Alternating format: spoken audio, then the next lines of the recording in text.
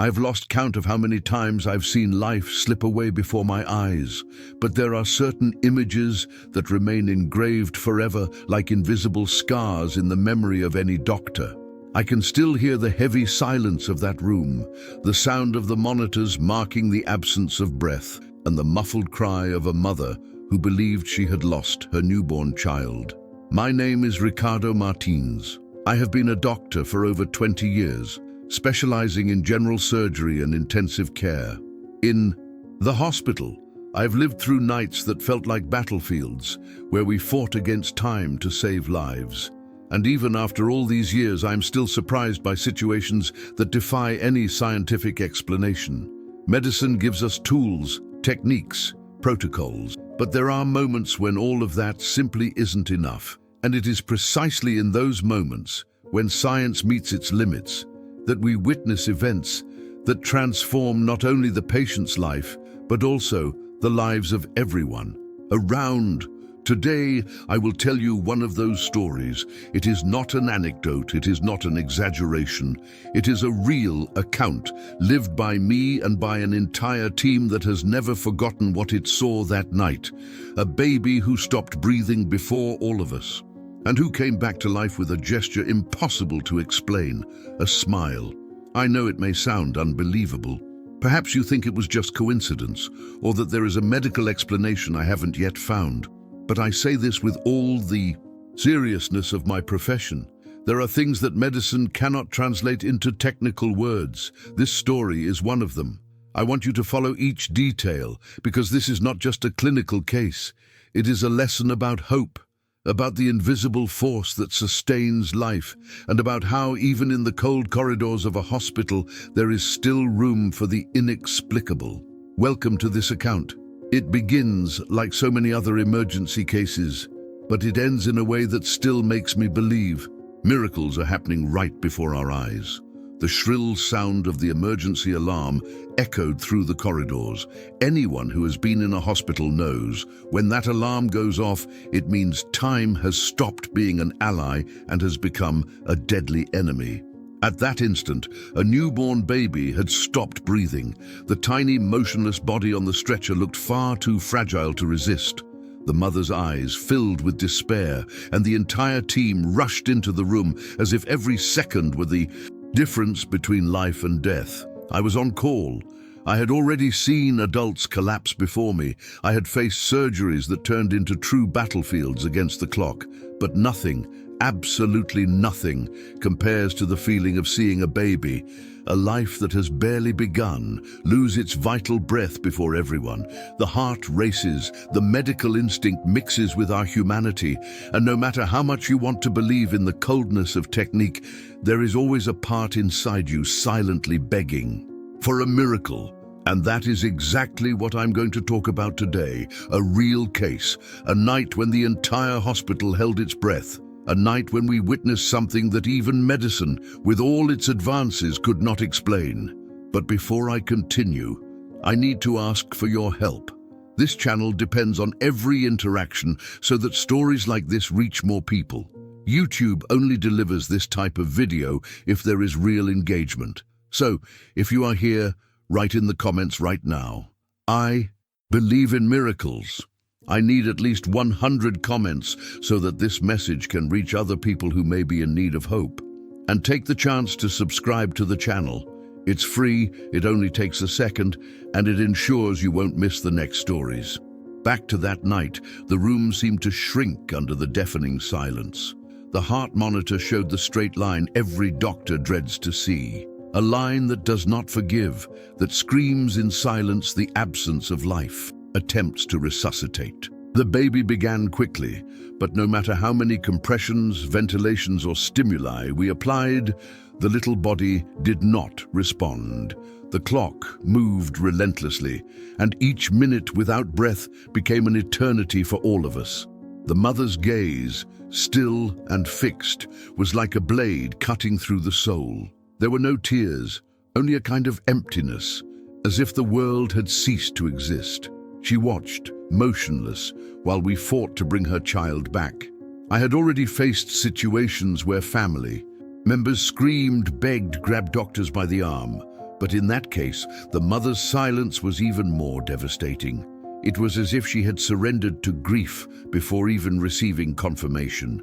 In that moment, I also felt the weight of something greater. Inside, even while applying resuscitation techniques, my heart murmured a silent plea.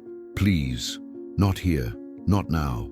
This baby cannot leave like this. And it is from this point that the story begins to take a turn that defies logic.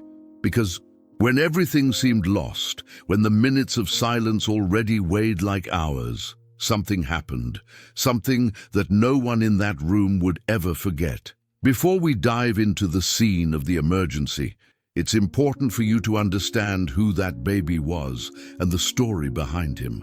Because in the end, every patient who comes to a hospital is not just a body with symptoms or a diagnosis. It is an entire life carrying dreams, fears, and hopes.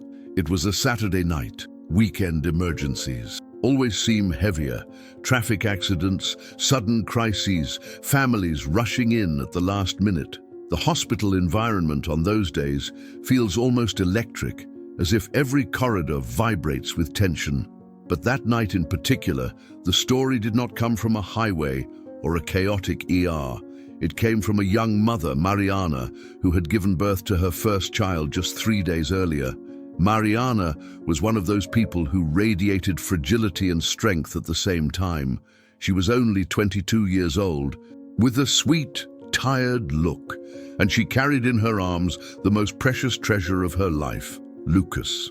The baby had been born healthy, with a strong cry, normal vital signs, and nothing to indicate complications. For the maternity team, it was just another normal birth. For Mariana, it was the fulfillment of a dream she feared she would never experience, since a gynecological condition had once led doctors to doubt her fertility. The father, Renato, was a truck driver. He was present at the delivery, but had gone back to the road the very next day, trying to balance the arrival of his son with the need to support the household. That left Mariana alone in the hospital with little Lucas, experiencing the exhausting, joyful, and insecure mix that every first-time mother knows well. Lucas was small, with rosy skin and eyes that seemed to wander aimlessly through the new world he had just discovered. The baby fed well, nursed frequently, and up until that point, everything indicated that the two would soon be discharged to go home, to begin family life away from the cold walls of the hospital. But what no one imagined was that the calm of those first days would be interrupted by a storm. On the third night, Mariana noticed that something wasn't right. Lucas struggled to nurse, coughed, and seemed far too tired. "Is he breathing properly?" she asked softly to the nurse on duty. Her voice carried that inexplicable maternal instinct, an intuition that often perceives danger before any monitor does. The nurse reassured her, saying it could just be a bit of mucus, something common in newborns. But Mariana couldn't sleep. She spent hours watching her son, afraid to close her eyes and never see him breathing again. Anyone who has lived nights like that knows it is a silent torment, a vigil made of love and fear. A few hours later, what had been just a mother's premonition turned into reality. Lucas began to have trouble breathing.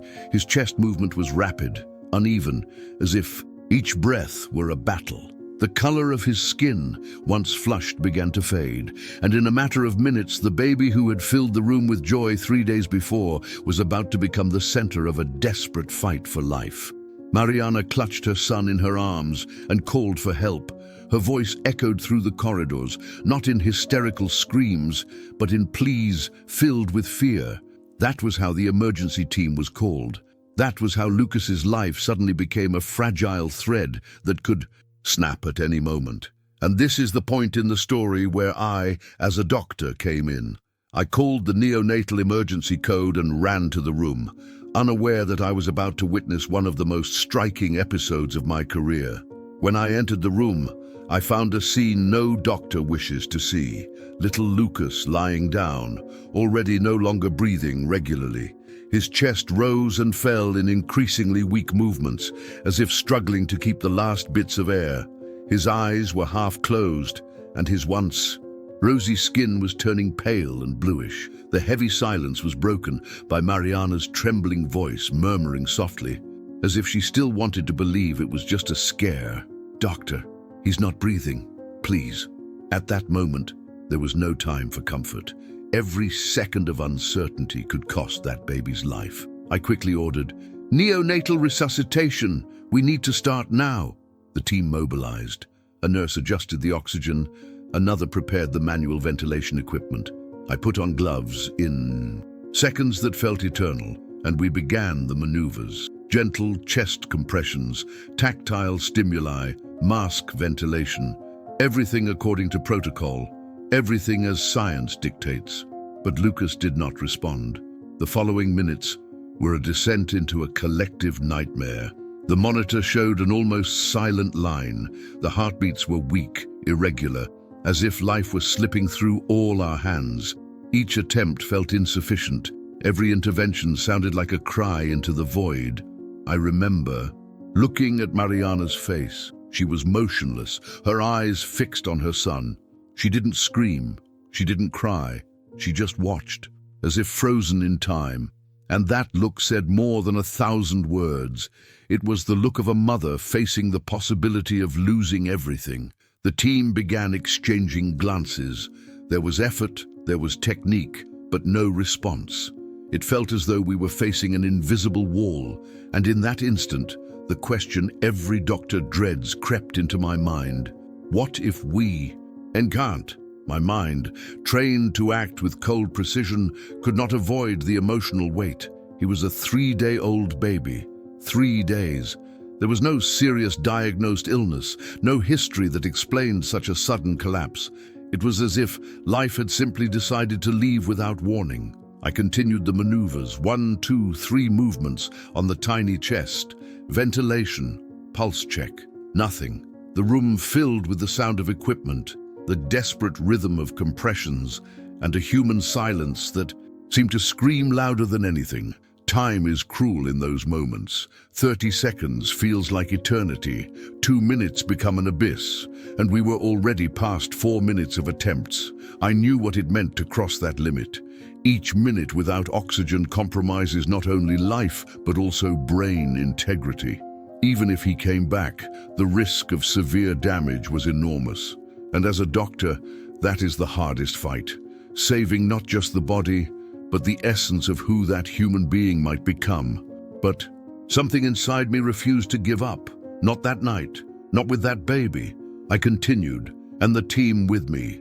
Sweat dripped down my face, and my hands, trained for precision, moved with the firmness of someone disputing life with death every second. Suddenly, I noticed that the entire room was in a kind of trance. Nurses, technicians, assisting doctors, all were holding their breath, as if the very air in the room had been sucked out by collective despair. The hospital, in that instant, seemed like a universe reduced to that small body that no longer showed signs of fight. That was when the cruelest thought crossed my mind. What if this was the end? But before any decision could be made, before hope could fully die out, something happened. Something so unexpected that even after all these years, I still get chills remembering it. Time seemed to have stopped. I looked at the still little body and felt as if every second was a hammer striking at the bottom of my soul. The team continued with the maneuvers, but the absence of response began to weigh like a silent sentence. It was as if we were racing against an invisible clock, and each cruel tick reduced the chances of bringing Lucas back. My hands remained firm on the compressions, but inside I already felt the shadow of failure. Doctors don't like that word, but it exists. It haunts us in every emergency. When life slips away and nothing we do is enough, we are forced to face the limits of our humanity. Heart rate? I asked the nurse beside me. She looked at the monitor, hesitated, and replied with a trembling voice, "Almost nothing, doctor. It's very weak." The silence in the room was crushing. It was as if everyone was waiting for me to say something, anything, to break that suffocating emptiness. But at that moment, even I didn't know what to say. The training, the years of experience, the endless hours in operating rooms, none of it seemed to apply. Mariana, the mother, remained still, watching, her tear-filled eyes fixed on her son, as if searching for a sign, a movement, anything to prove that he was still there. She didn't scream. She didn't collapse in despair, but her silence was the most painful of all. I had seen relatives fall to the ground, plead with doctors, cry out in anguish, but Mariana looked like she had been swallowed by an abyss of silent pain. Time advanced. 2 minutes, 3 minutes, 4. Lucas's body remained unresponsive, and every time I thought of stopping, of accepting that there was nothing more to be done, an inner voice screamed, "Keep going." I had lost patience before. It is part of medicine. But that night was different. There was an indescribable sensation that it wasn't the end yet, that there was something beyond what the eyes could see, as if an invisible presence were there, watching, waiting for the right moment. I looked at the team and saw the exhaustion on their faces, the compressions, the ventilation, the stimuli, everything continued, but hope was beginning to slip away like sand between our fingers. That was when I noticed something strange. Despite the despair, there was an odd silence in the environment. The hospital, which normally echoed with voices, footsteps, and machines, seemed to have gone completely quiet. It was as if the world had stopped to watch the fate of that baby. My heart was racing. I knew what was at stake. Not only Lucas's life, but also his mother's soul, who saw in him the realization of all her dreams. And as a doctor, I carried on my shoulders the weight of that responsibility. I continued, because giving up was not an option. I continued because something inside me said there was still a chance. I continued because in that moment, life could not be reduced to a flat line on a monitor. And it was in that state of absolute tension, when we were about to cross the limit where many would say there was no return, that something began to change. My hands were already numb from pressing that tiny chest. Sweat dripped down my forehead, and inside me a silent battle raged.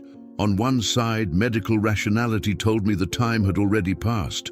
On the other, an inexplicable force compelled me to keep going. "Once more," I ordered. The team followed with me, even exhausted. The air felt too heavy to breathe, and every look in that room carried the same unspoken question. Is it already over? Mariana remained there, motionless, like a statue of grief. I avoided looking into her eyes because I knew inside them was the desperate trust of a mother who had no one else to turn to. It was as if she had handed her entire life into my hands. And then it happened. In the instant when there seemed to be no way out, when even hope was about to fade, Lucas's chest moved. It wasn't an involuntary twitch. It wasn't just a reflex. It was a breath, short but clear. "Wait!" He breathed, one of the nurses exclaimed, almost in disbelief. I stared intently. I held my own breath. And then another came, a fragile breath but real, like a tiny ember reigniting inside a nearly extinguished heart. The monitors began to react, the signals still weak but perceptible. The silence of the room broke with hushed exclamations, voices mixing disbelief with relief. But what happened next, no one could have predicted. When we leaned in to observe more closely, we saw that Lucas was not only breathing, he was smiling. Yes, a smile. It wasn't a muscle spasm, it wasn't an involuntary contraction. It was a serene, gentle smile, as if the little one knew he had returned from the darkness and wanted to show us. At that moment, the entire room froze. Nurses looked at each other with tears in their eyes. Nursing technicians covered their mouths, trying to contain their emotions. I myself, after so many years of career, felt a knot in my throat. It was impossible not to be moved. And the most impressive thing was the effect that smile had. Mariana, who until then seemed petrified by grief, collapsed in tears. But they weren't tears of despair. They were tears of relief, of life, of reunion. She ran to the stretcher, carefully extended her hand, and touched her son's face, who was now breathing more firmly, as if saying, "I'm back, Mommy." There is no medical manual that prepares anyone for such a moment. I have read hundreds of books, studied countless clinical cases, but never, ever have I seen a newborn return from respiratory arrest with such a symbolic, human, miraculous gesture. At that instant, all of us had the same sensation. We were not just witnessing a physiological recovery. We were in the presence of something greater, something that transcended science, something that touched the soul of everyone there. The monitor kept registering heartbeats, now more regular. Air once again filled the baby's lungs, and the smile remained there, light, gentle, like a sign that life had chosen to stay. That moment did not belong to medicine alone. It belonged to faith, to hope, and to the mystery that surrounds human existence. And I, a doctor accustomed to dealing with statistics, diagnoses, and protocols, was forced to admit there are events no scientific explanation can translate. For a few seconds, no one could move. The emergency room, once taken over by the frantic rhythm of resuscitation attempts, sank into stunned silence. Every eye was fixed on that tiny face, which against all odds displayed a serene smile. It was impossible to believe that this same baby minutes earlier had seemed lifeless. The first to break the silence was a young nurse, recently graduated in one of her first shifts. Tears streamed down her face as she whispered, almost voiceless, "I will never forget this." Another nurse, more experienced, approached the improvised incubator and, upon seeing the heartbeat stabilizing again, brought her hands to her mouth, trying to contain a sob. She had seen many patients pass away, had participated in countless emergency procedures, but there, before that smile, her professional posture dissolved into pure emotion. The nursing technicians were also shaken. Some discreetly wiped their eyes, trying to maintain composure. Others exchanged looks of astonishment, as if seeking confirmation. Did you see what I saw? It was as if the entire hospital had stopped to witness an inexplicable event. I, at the center of that scene, found myself torn between the doctor and the human being. The doctor wanted to understand. Was it just coincidence, a reflex? But the human inside me knew something much greater was happening.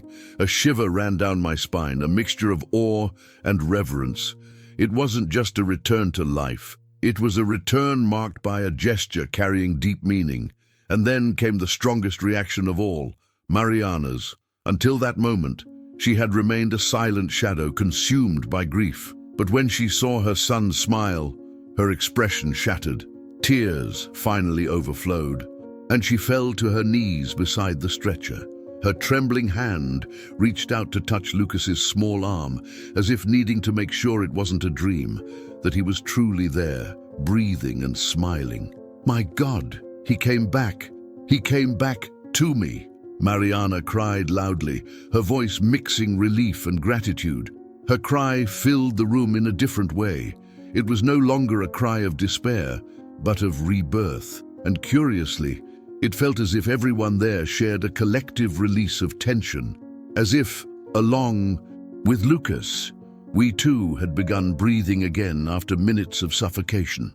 Some professionals, who usually maintained rigid composure, let discreet tears escape. Others simply closed their eyes for a moment, as if silently giving thanks.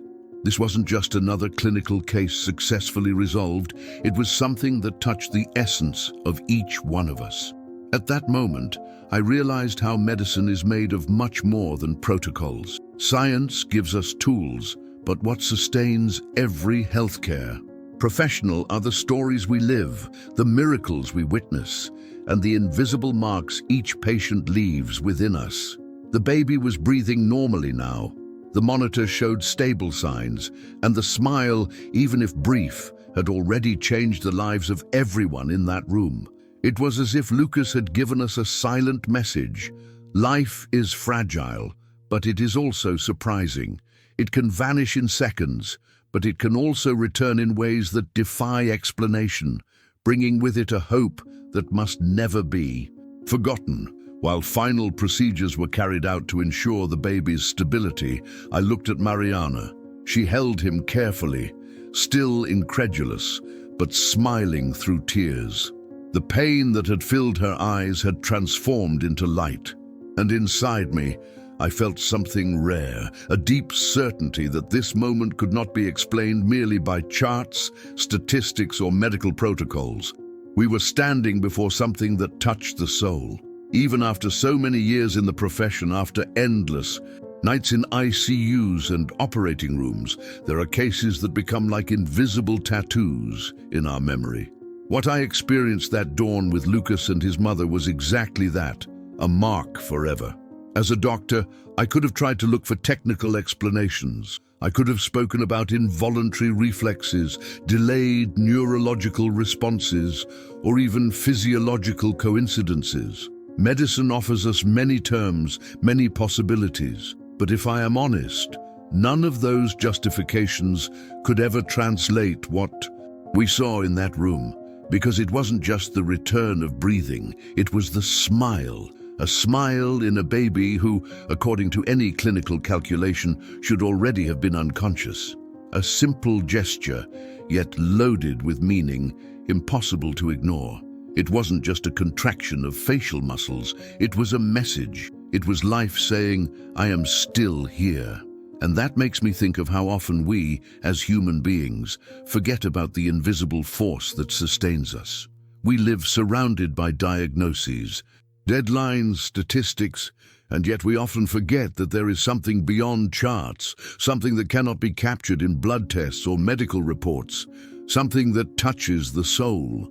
As a doctor, I have always believed in science, but as a man, in that moment I was forced to recognize that there are things science does not explain, and perhaps never will, because certain experiences are not meant to fit into books or articles, but to transform hearts. And here, I want to speak directly to you who are listening to me now. Maybe you have lived through moments when everything seemed lost. Maybe you have felt the weight of bad news, a difficult diagnosis, a situation that seemed impossible. And yet, something unexpected happened, something that gave you strength to go on. That's the point. Life sometimes finds mysterious ways to remind us that we are not alone. That night in the hospital, all of us were witnesses to something beyond medicine. Mariana, the mother, once again believed her child was destined to live. The team, hardened by the brutal routine of emergencies, left that room with tears in their eyes and their hearts touched. And I, who had already seen death up close countless times, felt small before the greatness of that smile. What I learned from Lucas is that hope must not be abandoned, even when monitors show flat lines and silence seems absolute. Because life can still surprise us. Because there are moments that remind us the impossible can happen. And if you are listening to this story now, maybe this is the message you needed today. Do not give up. Believe, even when everything seems lost, there may still be a breath of life waiting to manifest. I don't know if you believe in miracles, but after that night I have no doubts. They exist. When a story like this ends, the first feeling that remains is gratitude. Gratitude for having witnessed something that defies logic, that breaks the barriers of science and reminds us of what truly matters: life. Lucas came back, he breathed, and he gave us a smile that will remain forever in our memories. But more than a clinical case, that night was a lesson of hope, of faith, and of courage to continue, even when everything seems lost. And that is precisely why I want to speak with you now. If this story touched your heart, if at any moment you held your breath along with us in that room, then I need your help. This channel only grows, only reaches more people if you interact. That is the way YouTube understands that this content has value. So do the following. Write in the comments, "I believe in miracles." That phrase, besides being a testimony of faith, will help me reach the goal of at least 100 comments. Only then will the algorithm deliver this video to other people who, like you, may be in need of a message of hope today. And don't forget, click the subscribe button. It's quick, free, and ensures you won't miss the next stories I bring here. Every week, I share real cases lived in the corridors of hospitals, carrying not only science, but also emotion, faith, and profound reflections. And of course, leave your like. This simple gesture shows YouTube that this content is worth spreading. Think of how many people could be reached by this message of life and resilience. Your click may be the link that carries this story to them. Now, if you made it this far and are still with me, I want to give you a special message. Don't stop here. There is another story waiting for you. A report as strong as this one that will hold you from beginning to end. I won't reveal the title now. I want you to feel the same curiosity we feel when we walk into an emergency room without knowing what we'll find. I can only tell you this: you won't want to miss it. So as soon as this video ends, look for the next one here on the channel. Stay with me in this journey of real stories, because each one has the power to transform the way we see life, faith, and even medicine itself. And remember, what happened with Lucas is not just a hospital story. It is a reminder for all of us that life is fragile, but it is also surprising. That science is powerful, but there is still room for the unexplainable. And that, in the end, we must never stop believing. Write in the comments, "I believe in miracles," subscribe, and leave your like, because together we can carry this message even further. The emergency room slowly returned to its normal rhythm. The equipment was turned off, the protocols completed, and the team's footsteps spread through the corridors once again. But in the heart of each of us, something had changed. Because in that cold little room, among monitors and oxygen masks, we were witnesses to something medicine cannot put into charts. I still remember the last image of that night. Mariana, exhausted, with her face wet with tears, holding Lucas against her chest. He was breathing calmly, serenely, as if nothing had happened. And for an instant, it even seemed as if he smiled again, as if confirming the silent message he had already given us before. As a doctor, I learned to trust in exams, numbers, and statistics. But as a human being, I learned to recognize that there are moments when life expresses itself in ways that go beyond any manual, and this was one of them. I don't know what you feel when you hear this story. Perhaps disbelief, perhaps emotion, perhaps even the memory of your own experience of when everything seemed lost and suddenly life surprised you. But I know one thing: no one walks away the same after witnessing something like this. In hospitals, we learn to deal with death every day, but we also learn to value every breath of life. And when that breath comes with a smile, it's impossible not to believe there is something greater, something invisible, guiding every destiny. Sometimes we live in a rush, distracted, trapped in the problems of daily life. But stories like Lucas and Mariana's are reminders that everything can change in the blink of an eye. That life is fragile, yes, but also capable of reinventing itself, of being reborn when we least expect it. And perhaps that is the greatest lesson. Never give up, never lose faith. Because as long as there is a beating heart, as long as there is someone willing to fight, life can always surprise us. That night, as I left the hospital, I looked up at the dark, silent sky. And for the first time in a long while, I felt I wasn't just leaving another shift. I was carrying with me a piece of eternity, one of those rare moments when science and faith meet, and together remind us of the miracle of simply being alive. And it is with that image that I end this story. A baby who stopped breathing, came back to life, and as if to give us a message we would never forget, gifted us with a smile. If you have made it this far, take this story with you. Keep it as a reminder that life always finds a way, even when everything seems lost. And above all, never forget, miracles happen.